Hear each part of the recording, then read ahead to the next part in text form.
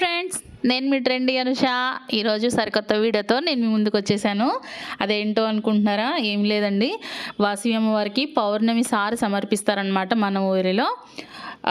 పౌర్ణమికి సంబంధించి ఇచ్చిన వాళ్ళు ఎవరంటే కొల్లా సుబ్బారావు గారు, వారి ధర్మపత్ని తులసమ్మ గారు అన్నమాట.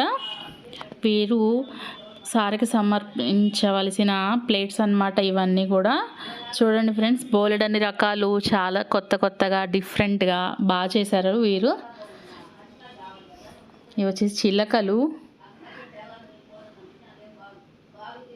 లడ్డు, తామర పువ్వులు, ఇలా చాలా రకాలుగా చేశారండి వీళ్ళైతే. బాగున్నాయి ప్లేట్స్ అన్నీ కూడా. ఫ్రెండ్స్, మీకు కూడా నచ్చినట్లయితే తప్పకుండా ఒక లైక్ చేయండి, కామెంట్ చేయండి, షేర్ చేయండి.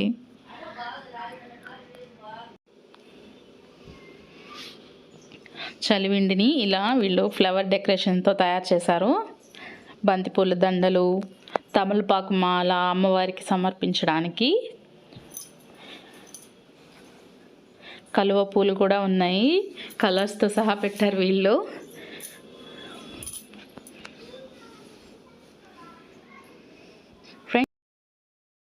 అలా టీవీ సింగిల్ ఫంక్షన్కి వెళ్ళారా అక్కడ ఎదురుగానే